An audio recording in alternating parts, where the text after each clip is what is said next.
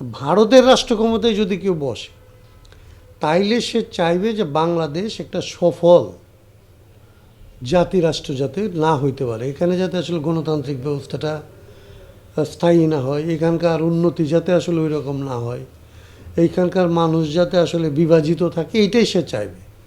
কারণ বাংলাদেশ যদি খুব একটা সফল গণতান্ত্রিক মানবিক রাষ্ট্র হিসেবে গড়ে ওঠে, এটা যদি এখানকার এই অঞ্চলের একটা গণতান্ত্রিক রাষ্ট্রের মডেল হয়ে ওঠে, তাইলে ভারতে এইরকম অনেকগুলো যে জাতি আছে সেই সমস্ত জাতিগুলিও নিজের প্রয়োজনেই তাদের নিজেদের মতো করে তাদের জাতীয় আকাঙ্ক্ষা বাস্তবায়ন করার জন্য আন্দোলন সংগ্রাম করবে।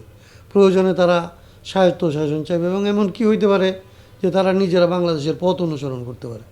অতএব ভারতের জায়গা থেকে ভারত সবসময় চায় বাংলাদেশ যাতে রাষ্ট্র হিসেবে আসলে ব্যর্থ হয়, বাংলাদেশের মানুষ যাতে আসলে ঝামেলায় থাকে, বাংলাদেশের মানুষ যাতে বিভাজিত থাকে। এটা তার নিজের দেশের কিংবা নিজের রাষ্ট্রের স্বার্থেই সে এটা করে। আমাদের রাষ্ট্র কাঠামোর কারণে ক্ষমতায় বসলে যে কেউ স্বৈরাচারী হয়ে ওঠে, যদি একটু বিশ্লেষণ করতেন। না, ওইটা তো আমরা অনেক আগে থেকে বলে আসতেছি। এটাই হচ্ছে আমাদের রাজনীতির মূল বক্তব্য, যে বাংলাদেশের যে রাষ্ট্র, এর যে সংবিধান, এটা যে পথে চলে কিংবা ক্ষমতাটাকে, এই রাষ্ট্র ক্ষমতাটাকে যেভাবে আসলে বিন্যস্ত করা হয়েছে, তাতে এইটা এক ব্যক্তিকেন্দ্রিক একটা ক্ষমতা কাঠামো।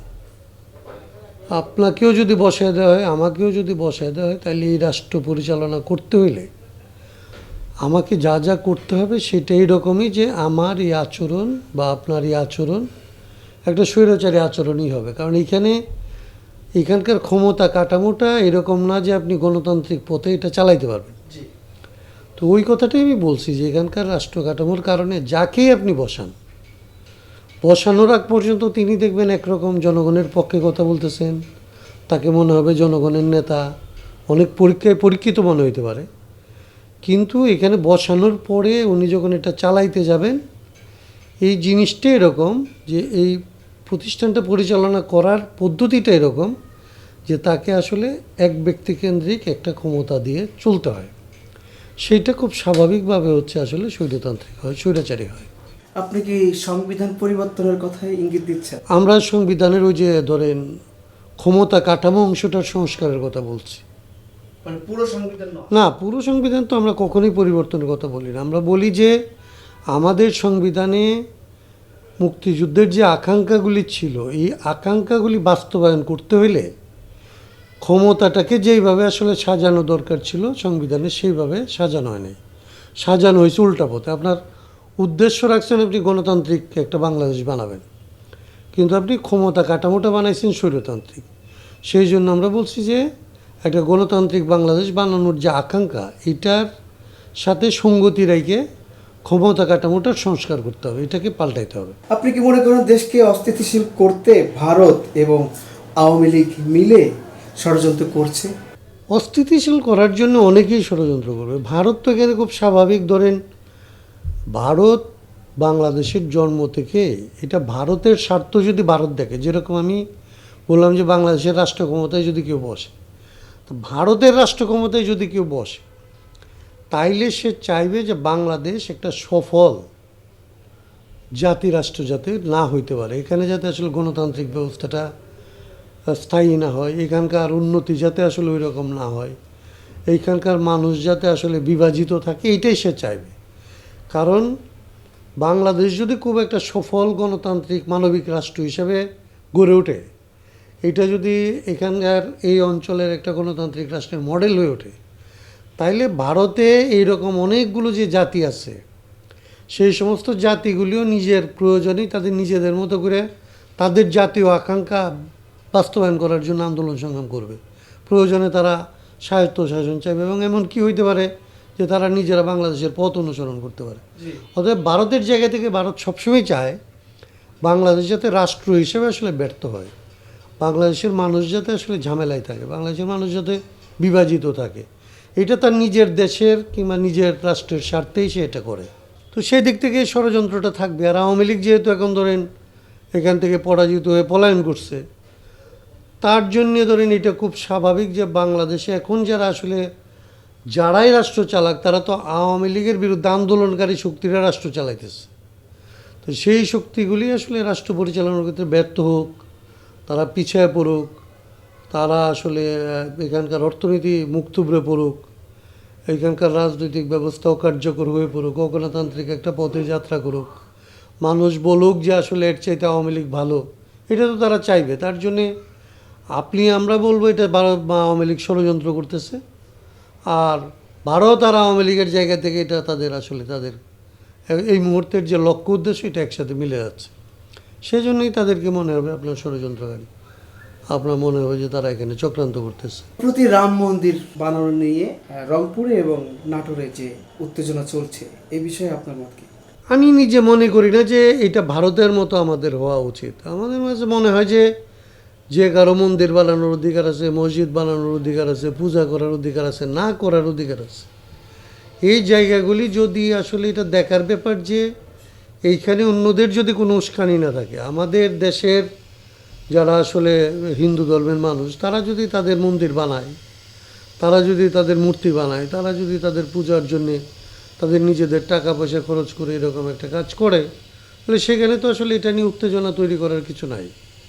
সেটা যদি উত্তেজনা তৈরি করেন তাহলে বিজেপি ভারতবর্ষ এবং ভারতের আশপাশের রাষ্ট্রগুলি যে সাম্প্রদায়িক রাজনীতির ভেতরে ঢুকুক এই যে পরিকল্পনা তার আছে, সেটাকে আসলে আপনি সহায়তা করবেন।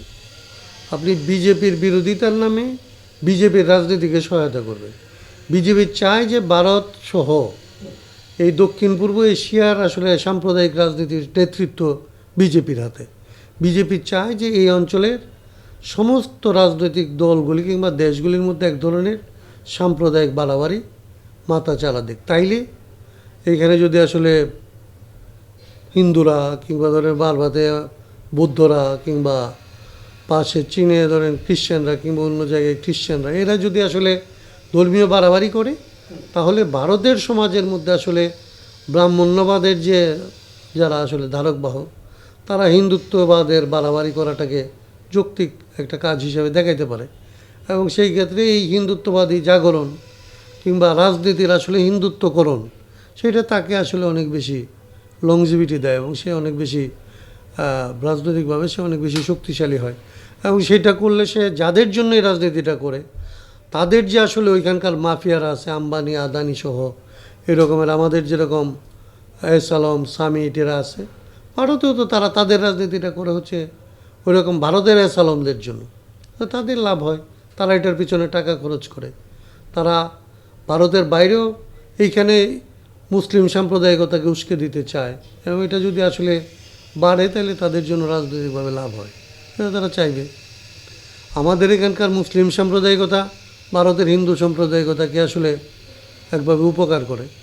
ভারতের হিন্দু সাম্প্রদায়িকতা যেরকম এখানকার মুসলিম সাম্প্রদায়িক শক্তিগুলিকে তার আসলে একভাবে রাজনৈতিক বিকাশের ক্ষেত্রে তাকে সহায়তা করে।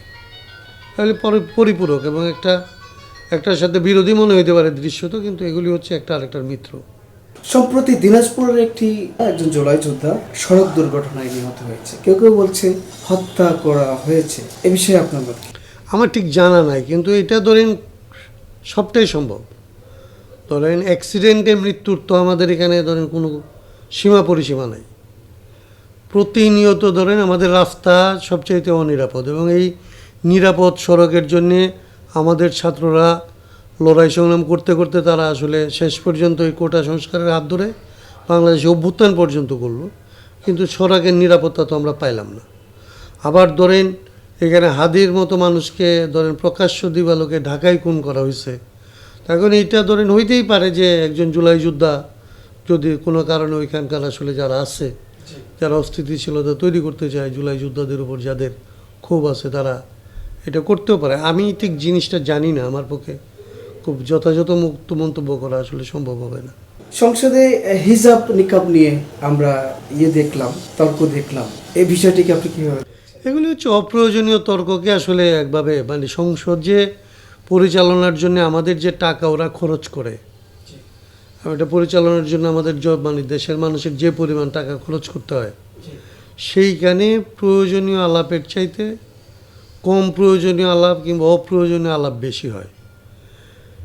একজন হিজাব পরবে কি পরবে না, একজন আসলে বোরকা পরবে কি পরবে না, একজন শার্ট পরবে কি পরবে না, এইটা নিয়ে সংসদে আলাপ হওয়ার কোনো কিছু আছে বলে আমি মনে করি। এটা একান্তই ধরেন একটা সাংস্কৃতিক প্রশ্ন, রুচির প্রশ্ন, মানুষের ব্যক্তিগত পছন্দের প্রশ্ন। এই প্রশ্নগুলি এর বাইরে আসলে মানুষ রুচির যে পরিবর্তন ঘটবে এগুলির ভেতর দিয়ে এগুলির সমাধান হবে বলে আমি মনে করি। এগুলি একটা সাংস্কৃতিক পরিবর্তনের সাথে সম্পর্কিত। এক সময় ধরেন এরকম হিজাব পরাটাকে মানুষ খুবই অপছন্দ করত, এখন আবার একটা বড় অংশ এটাকে অপছন্দ করে, পছন্দ করে। আবার 2 দিন পরে এগুলি আসলে বেশি যেতে পারে। এটা কখনোই কোনো রাষ্ট্রে ফ্যাশন কিংবা আসলে পোশাক এক জায়গায় দাঁড়ায় থাকে নাই। এটা ধর্মের নামেই হোক আর আধুনিকতার নামেই হোক, এগুলি পরিবর্তনশীল।